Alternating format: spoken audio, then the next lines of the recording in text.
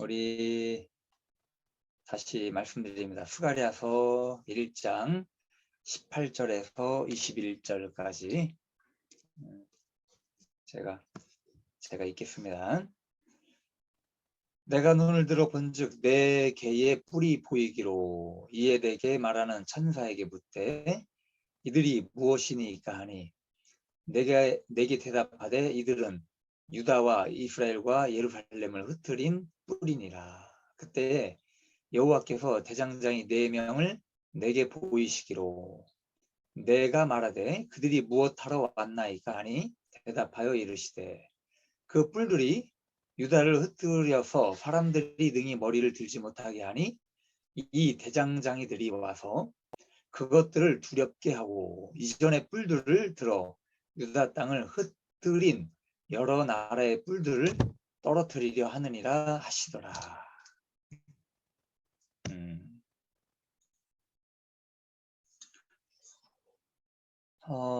말씀 제목이 구원의 뿔이 되라 라는 말씀을 좀 준비를 했습니다. 오늘 이 1장 18절에서 21절은 그 스가랴 선지자가 환상을 보여주셨잖아요. 1장에 보면. 그래서 이거 두 번째 환상을 보여주신 것에 대해서 지금 말씀을 하고 있는 거예요. 그래서 저번 주에는 화석류나무 이야기를 제가 말씀을 드렸는데 그 말씀 중에 제가 말들에 대해서 설명을 안 드렸어요.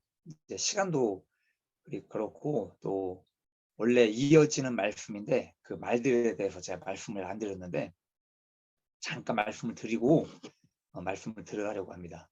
붉은 말하고 자줏빛 말하고 흰말이 나와요.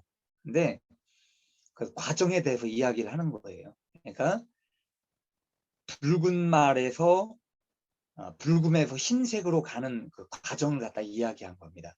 그래서 첫 번째 환상과 오늘 이야기하고 있는 이게 두 번째 환상이잖아요. 그래서 이 두 번째 환상의 의미는 사실 같은 의미를 담고 있는 거예요. 그 해석의 어떤 그 환상은 다르지만 해석의 어떤 그 결말이라든지 내용은 같은 내용을 담고 있습니다. 자, 그래서 그 방향성이라고 해야 되겠죠? 방향성과 결과적인 거에 대해서 무엇을 얘기하는 거냐면 회복이라는 거에 대해서 지금 말씀을 하고 있다는 거예요. 그 1장, 스가랴서 1장 전체가 회복에 대한 내용을 갖다가 이야기하는 겁니다. 자, 그래서 오늘 이 두 번째 보여주신 환상을 통해서 우리에게 주시는 교훈들이 있다는 거예요. 말씀을 찾아볼 겁니다. 자, 첫 번째는 오늘 18절에 보면 4개의 뿔이 나와요. 뿔. 그래서 4개의 뿔을 이야기하고 있는데 환상으로 뿔을 보았다는 겁니다. 환상 속의 뿔은 어떤 뿔의 형상을 보여주셨겠습니까?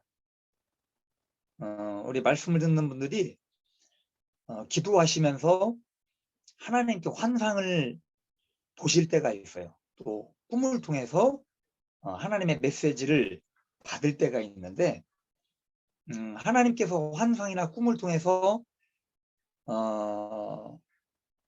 주실 때 그 환상의 그 내용들이 있잖아요. 그러면 오늘 이 스가랴 선지자가 그 환상을 봤을 때에 한번 생각을 해보시는 거예요. 과연 어떤 뿔의 형상을 보았을까? 그 스가랴의 입장에서 한번 생각해 볼 수 있길 바랍니다. 저는 예전에 제가 어렸을 때로 기억이 돼요. 저희 삼촌이 뿔을 하나 가지고 계셨어요. 뿔. 이제 보통 우리나라에서 가지고 있는 뿔을 하면 황소의 머리에서 자른 뿔이거든요. 그래서 뿔 안에가 통통 비어 있죠. 속이 비어 있는 뿔이었는데 그 뿔을 이용해서 물건도 담아놓고 뭐 이제 장식으로 이용도 하고 그렇게 했던 걸로 제가 기억을 합니다. 그래서 뿔이라는 거를 예전에 저희 집에 이제 있었는데 지금 여기도 똑같은 거예요. 이 스가랴가 환상에서 뿔을 본 거예요. 뿔, 그냥 어떤 짐승의 머리에 달린 뿔이 아니라 그냥 뿔 자체를 본 거예요. 그래서 4개의 뿔을 본 겁니다. 뿔이 1개가 아니라 4개가 나온 거예요. 그러면 저번에도 제가 뿔에 관한 말씀을 드린 적이 있습니다. 뿔이라고 하는 것, 뿔은 힘을 상징한다라고 제가 말씀을 드렸어요. 힘, 하나님의 능력, 어떤 권세, 그런 거에 대해서 제가 말씀을 드렸죠. 자, 근데 지금 이 4개의 뿔에 대해서는 첫 번째로 뭐냐면 부정적인 면이에요. 그래서 부정적인 면에서 세상의 권세를 이야기하는 거예요. 그래서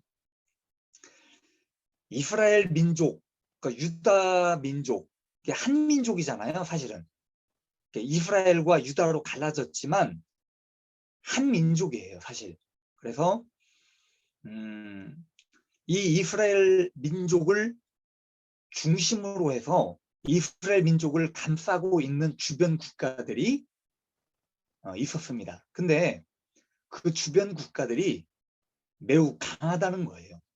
강력한 그 나라들이 주변에 둘러싸여 있는 것을 말합니다. 자, 그런데 이 세상의 권세라고 하는 것도 결국은 왕이 잡고 있는 거예요. 그죠? 그 나라의 왕들이 그 세상의 권세를 가지고 있는 겁니다. 나라라고 하는 거는 그 왕과 백성이 함께 있어야 나라가 되는 거잖아요. 그 나라를 통치하는 건 왕입니다. 그래서 왕의 어떤 권세, 그 왕이 어떤 능력과 권세를 가지고 있느냐에 따라서 그 세상의 권세를 쥐고 있는 거예요. 자, 그래서 이 이스라엘과 유대민족을 들이박는 역할을 했다는 겁니다. 그 주변 국가들이. 그래서 이 넷불이라고 하는 것은 동서남북을 이야기해요. 4가지, 그죠? 동서남북.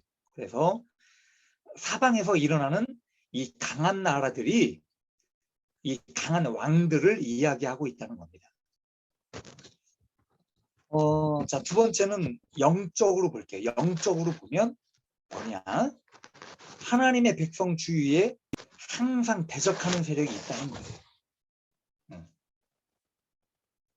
하나님의 백성을 괴롭히고 목살게 굴고 멸망시키려고 하는 대적들이 있다는 겁니다.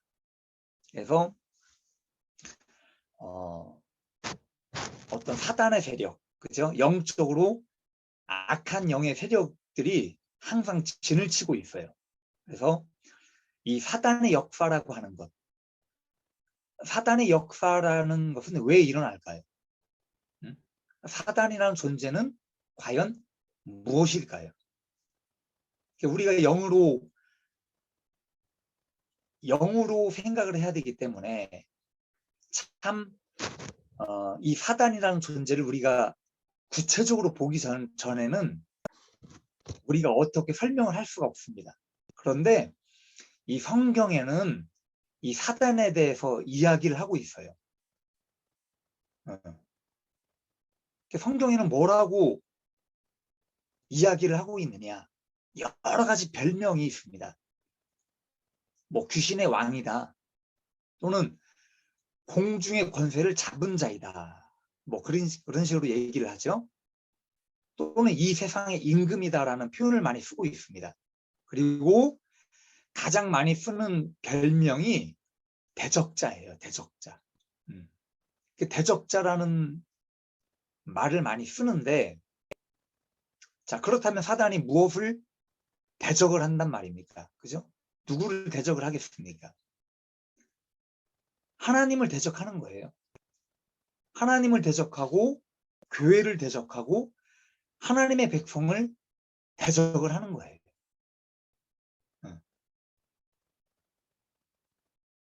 그게 옛날이나 지금이나 마찬가지일 거예요. 그 예전에도 하나님의 백성들 주변에는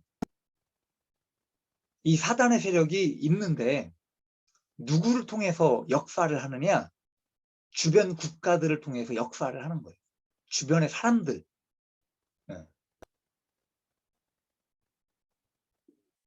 그 예전에 이스라엘 민족 주변에 사마리아라는 곳이 있었어요.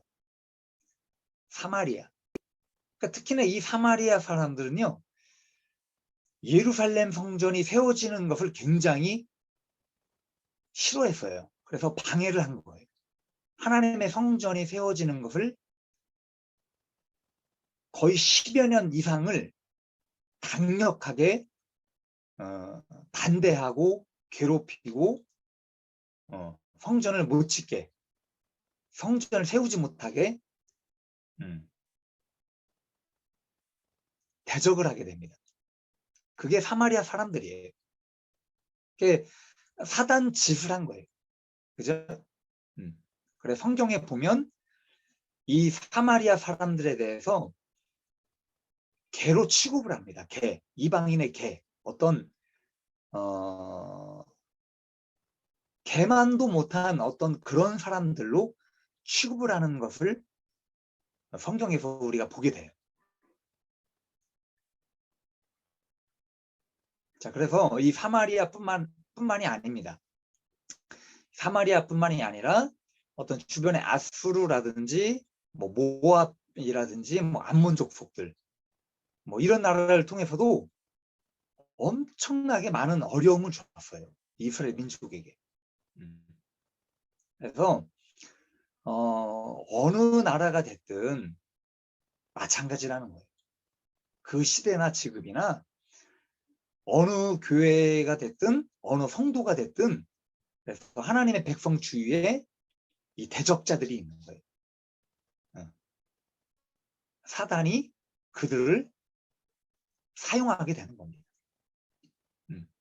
그걸 갖다 이야기하고 있죠. 자, 그리고 두 번째는 4명의 대장장이가 나와요. 지금 20절에 나오죠. 4명의 대장장이가 나옵니다. 지금 여기는 이제 대장장이로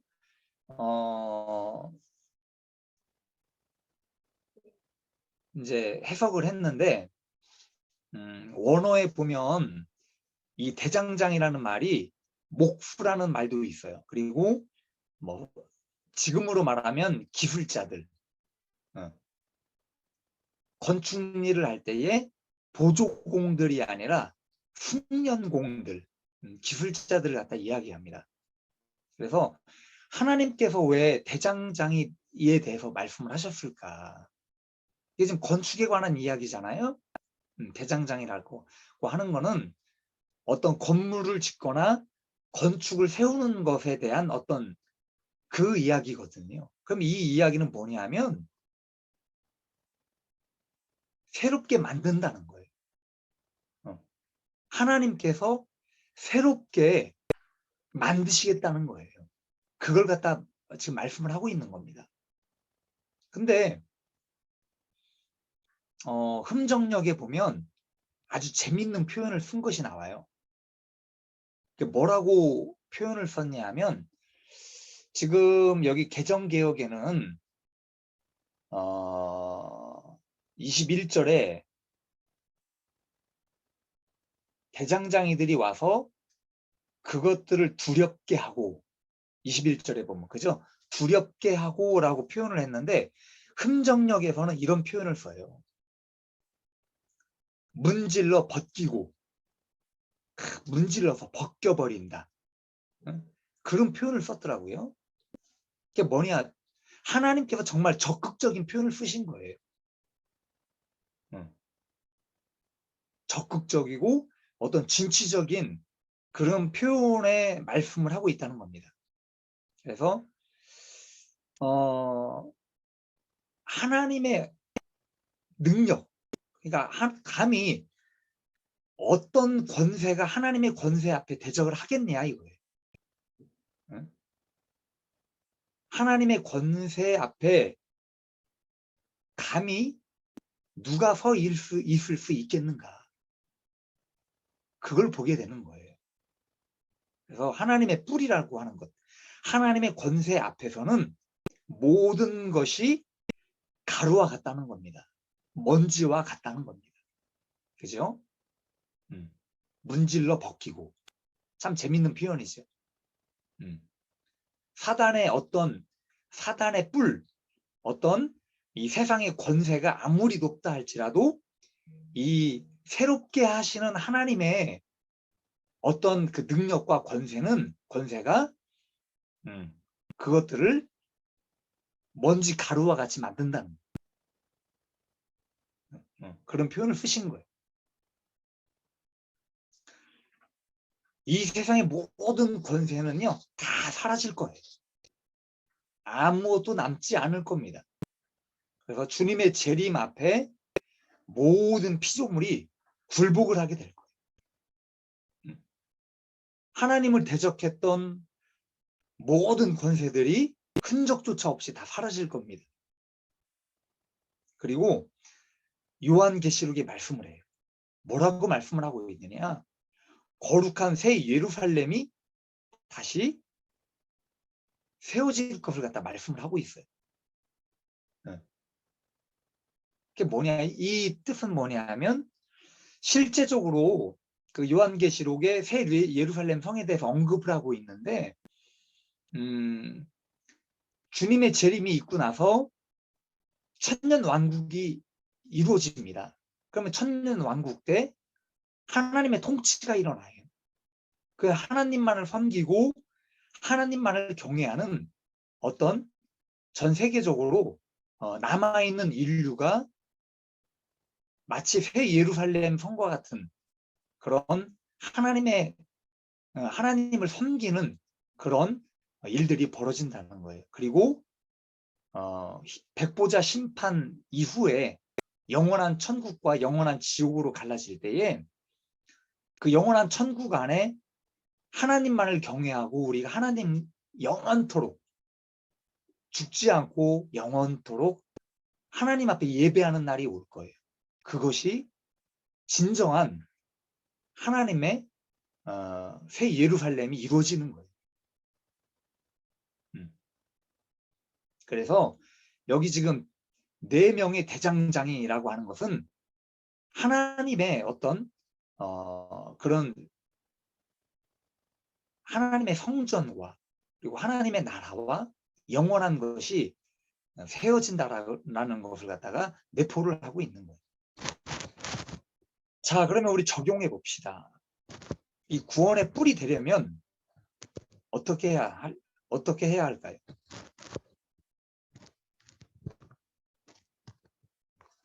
우리는 이 말씀에 대해서 적용을 해야 돼요. 그래서 우리가 살아갈 때에 우리 삶 가운데 일어나는 그 일들을 통해서 늘 하나님의 말씀을 적용을 하는 겁니다. 그러면 오늘 첫 번째로 적용해야 할 게 뭐냐면 들이박지 않는 뿔이 되기를 바란다는 거예요. 우리 자신이. 그래서 19절에 봅시다. 19절에 보면 뭐라고 나오냐면 이들은 유다와 이스라엘과 예루살렘을 흩트린 뿔이니라. 그래서 그 세상을 쥐고 있는 권세자들이 들여박은 거예요. 그죠? 그 하나님의 백성을 들여박아서 전부 흩어진 겁니다. 세계 곳곳으로 디아스포라의 민족으로 흩어져 버린 거예요. 멸망을 당하고. 그러니까 그게 지금의 우리들에게 우리가 사람을 상대할 때 사람과 사람과의 관계 속에서 우리 들이박지 말라는 거예요. 사람이 사람을 향해 들이받고 화를 내면 좋은 관계도 결국은 다 틀어지게 돼 있어. 왜 이런 말씀을 드리냐면요. 저는 그 주간의 말씀을 전하기 위해 준비를 해요. 그 준비를 하다 보면 그 말씀에 맞는 비슷한 일들이 가끔 일어나는 것들을 경험을 해요. 그러니까 어제도 토요일이잖아요. 토요일 날 제가 말씀을 아침부터 준비를 합니다. 그 아침에 준비하려고 이제 일어났는데 그 누군가한테 전화가 왔어요. 막 화를 내요. 저한테 막 화를 내. 그래서 참 말씀 준비하는데 참 마음이 초반에는 참 많이 힘들었어요. 그래서 그런 걸 느꼈는데 이게 그래요. 사람이 뿔이 달린 게 아니잖아, 사실. 그죠? 짐승처럼 머리에 뿔이 달린 게 아니에요. 그런데 그 사람을 아프게 찌른단 말이에요. 마치 뿔이 달린 짐승이 들이박는 것처럼 찔러요. 근데 그게 뭘로 하느냐? 사람 말로 그렇게 한다는 거, 말로. 의도치 않게 툭 뱉는 말이 그 사람에게 상처와 아픔을 주게 됩니다. 그런데 그 말은 그 사람의 어떤 감정이 건드려지기 때문에 감정이 건드려지니까 이 화가 나는 거예요. 화가 나고 감정이 상하고 그 참지 못하고 내뱉습니다. 그래서 이런 것들이 뿔로 들이박는 것처럼 상대방에게 아픔과 상처를 주게 되는 거예요. 자, 그런데 이 상대방도 마찬가지예요. 그러니까 들이박힌 사람도 감정이 상해서 또 상대방을 또 들이박아요. 그런 일들이 일어나는 거예요. 그래서 내 자신의 감정에 대해서 절제를 하고 컨트롤한다는 것이 사실 쉽지는 않습니다. 아마 한 주간을 곰곰이 여러분 생각을 해보십시오. 내 감정을 건드렸던 일들이 있는가? 누군가를 향해서 감정을 건드리고 화를 내게 했던 것이 있었는가? 그리고 내 스스로가 다른 사람을 통해서 내가 상처를 받은 적은 없는가? 한번 곰곰이 생각을 해봐요. 꼭 그런 일들이 생겨요, 보면. 그러니까 저도 어제 감정이 상했던 거예요. 감정이 상하면서 또 나도 모르게 또 감정이 상하게 만드는 일을 해요. 보면. 상대방에게. 그래서 사람마다 뿔이 보이지는 않지만 이 들이박는 거 하지 말라는 거. 자, 그렇다면 들이박지 않기 위해 뿔을 완전히 잘라야 해요. 잘라야 합니다. 저는 예전에 동물의 왕국을 보는 것을 참 좋아했어요. 동물들과 관련된 어떤 뭐 기사라든지 동영상을 보게 되면 그걸 놓치지 않고 꼭 보게 됩니다. 그러니까 동물들을 굉장히 좋아해요. 이 보는 거를. 근데 제가 요 근래에 두 가지를 유심히 본 적이 있어요. 뭐 이번 주 내에 본 게 아니고 좀 한참 되긴 했지만 유심히 봤어요. 그 내용들을. 한 가지는 뭐냐면 죽은 소를 가공할 때 보면 뿔을 꼭 잘라요. 그죠? 어떤 소를 잡아서 가공을 하잖아요. 가공하기 전에 소를 매달아 놓고 가죽을 벗기고 뭐 그런 과정에서 먼저 하는 것이 뿔을 자르더라고요. 그 기계를 가지고 와서 그냥 쓱 하고 잘라버려요. 뿔을. 이거를 보면서 뭘 느꼈는가 하면 잘린 어떤 그 뿔과 머리를 보면서 참 허무한 걸 느꼈어요. 그 짐승을 보면서. 죽으면 이 뿔이라고 하는 것은 소에게 아무런 의미가 없는 거예요. 그래서 뭐냐, 결국 죽어야 뿔이 꺾인다는 겁니다.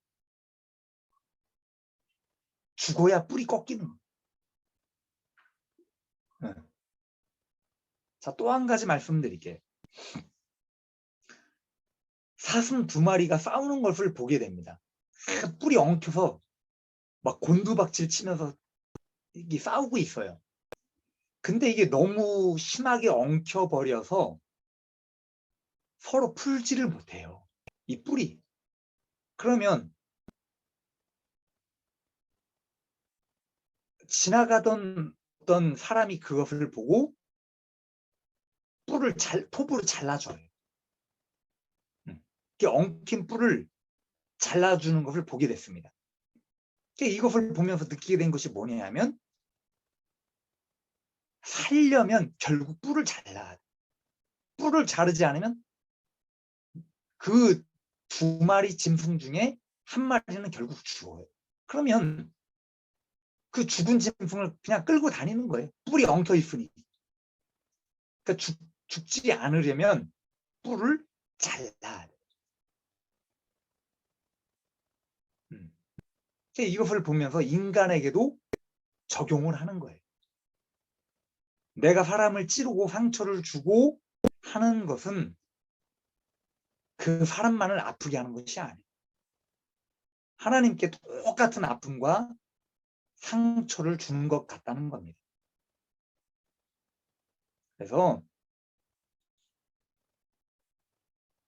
우리가 항상 두려운 마음으로 사람에게 상처를 주지 않는 것이 하나님께 우리가 상처를 주지 않는 거다라는 것을 우리가 인식을 하고 살아야 돼요. 그래서 내 안에 나와 있는 이 뿔을 자르지 않으면 안 돼요. 근데 이 뿔을 자르지 않으려고 한다는 거예요, 사람들이.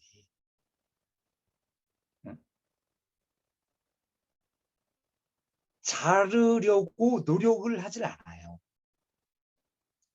이 자존심과 인격을 건들면 그냥 그 뿔이라고 하는 것이 쑥 하고 그냥 나와요. 그죠? 평상시에는 없던 뿔이 쑥 나오는 거예요. 그렇게 확 잘라버려야 되는.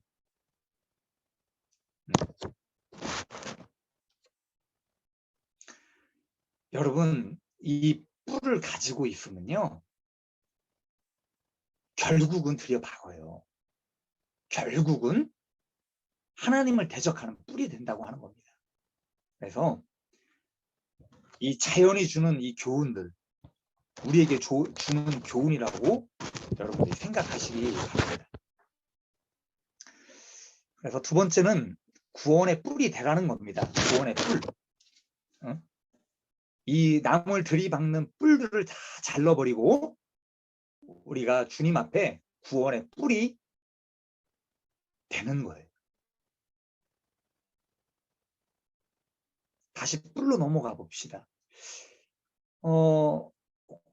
고대에도 이 뿔을 많이 사용을 했어요. 순양의 뿔을 잘라서 사용을 하게 되는데 이 뿔을 잘라서 무엇을 사용하느냐? 나팔을 부는 거예요. 나팔. 나팔이라고 하는 것은 주로 어디에 많이 씁니까?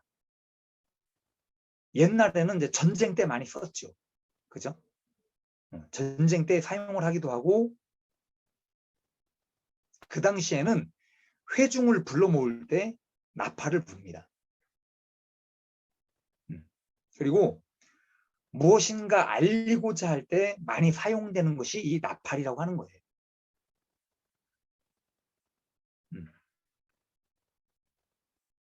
그래서 이 뿔이라고 하는 것은 많은 의미를 가지고 있어요. 성경에도 많은 의미를 담고 있는데, 자, 하나는 뭐냐? 영적 전쟁에서 악한 세력과 싸워서 이기는 능력의 뿔이 되라는 겁니다. 전쟁. 하나님께서 우리에게 전신갑주를 주신, 하나님의 능력을 주신 거예요. 성령의 충만함을 우리에게 주시는 거예요. 그래서 세상의 어떤 사단적인 뿔은 잘라버리고 하나님께서 주신 그 능력의 뿔을 우리가 덧입혀서 그 뿔을 이용하여 오히려 사단을 우리가 제압하고 영적 싸움에서 승리할 수 있는 뿔이 될 수 있기를 바랍니다. 또 하나는 뭐냐? 돕고 살리는 뿔이 되라는 거예요. 돕는 뿔. 나는 여러분들이 예전 사람들은 가난한 사람들이 대부분이었잖아요. 잘 못 먹고 잘 못 살고. 지금 시대 때에는 물질이 사실 필요한 시대입니다. 그래서 하나님 앞에 우리가 바로 서고 하나님 앞에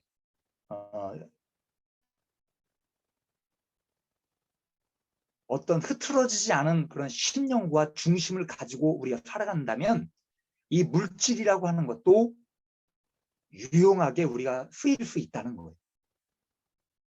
그래서 찌질하게 가난하고 힘들어서 우리가 아무도 도울 수 없는 그런 힘이 없는 자가 되지 않기를 바랍니다.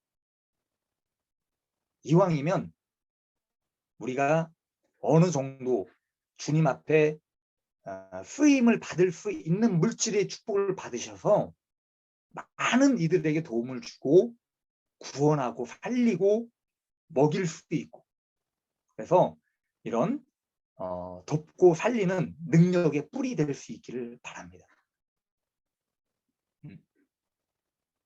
저는 그렇게 되기를 원해요.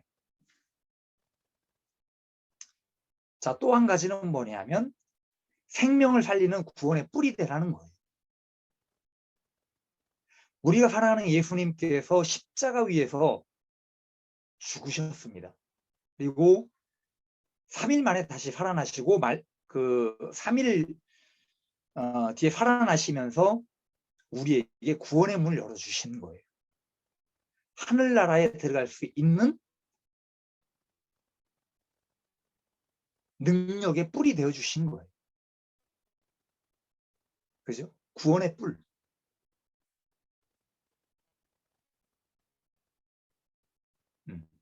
그래서 여러분들은 예수님께 빚진 자라는 겁니다. 빚진 자가 되는 거예요.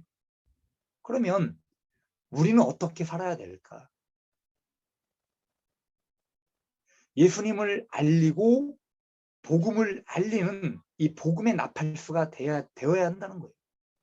아까 나팔이라는 그 역할을 제가 설명드릴 때 무엇인가 알리는 역할을 한다고 제가 말씀을 드렸습니다. 그래서 흔히들 우리가 그런 이야기를 해요. 복음 전하는 자의 사명, 하나님의 어떤 십자가의 도를 전하는 그 성도들의 삶이 나팔수의 역할을 해야 한다는 거예요. 그래서 그런 말들을 많이 합니다. 복음의 나팔수. 우리는 각자가 살아가는 어떤 그 시간과 어떤 자리 속에서 복음의 나팔수가 되어야 합니다. 그래서 이 하나님의 나라와 새 예루살렘을 회복하게 만드는 일을 우리가 동참하고 주님과 함께 해야 한다는 거예요.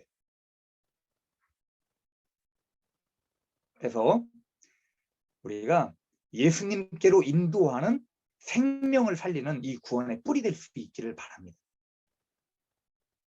사실 가장 중요한 거예요, 이게. 그래서 오늘 뿔에 대해서 제가 말씀을 드렸습니다. 그래서 오늘 말씀을 여러분 잘 기억을 하시고 여러분이 이왕이면 저도 그렇고 여러분들도 그렇고 구원의 뿔이 될 수 있기를